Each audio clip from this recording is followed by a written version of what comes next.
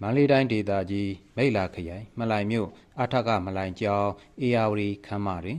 မြို့နယ်ပြန်ကြားရေးနှင့်ပြည်သူ့ဆက်ဆံရေးဦးစီးဌာနနှင့်အခြေခံပညာဦးစီးဌာနတို့ပူးပေါင်းကျင်းပတဲ့စာဖတ်ချိန်မြင့်တင်ရေးလူငယ်စကားဝိုင်းကိုယနေ့မွန်းလွဲတနာရီကကျင်းပပြုလုပ်ခဲ့ကြောင်းသိရပါသည်။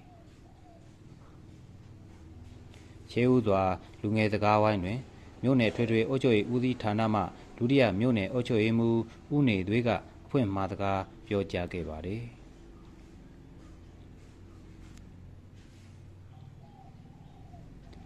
ဆက်လက်ပြီးမြို့နယ်ပညာရေးမှူးဒေါ်နီလာဆန်က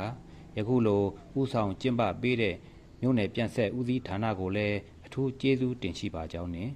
ကျောင်းသားကျောင်းသူများအနေဖြင့်ဗလာ9တန်နှင့်ပြည့်စုံစေကျောင်းစာများအပြင်တခြား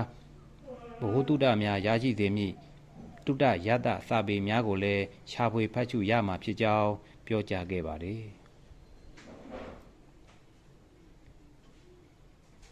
ထို့နောက်ဦးစီးရာရှိဦးစောမင်းကဦးဆောင်၍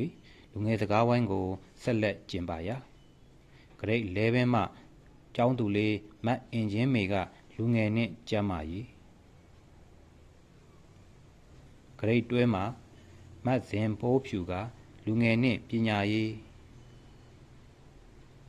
ဂရိတ်11မှမတ်ပြည့်ပြည့်မိုးကလူငယ်နှင့်မူရစ်ဆေးဝါးကောင်းစဉ်ဂရိတ်တွဲမှမတ်တီရီနွယ်ကလူငယ်နှင့်စာဖတ်ခြင်းခေါင်းစဉ်တို့ဖြင့်အသီးသီးဆွေးနွေးခဲ့ကြကြောင်းသိရပါတယ်။ဒီသတင်းကိုမလိုင်ပြန်ဆက်မှပေးပို့ထားတာဖြစ်ပါတယ်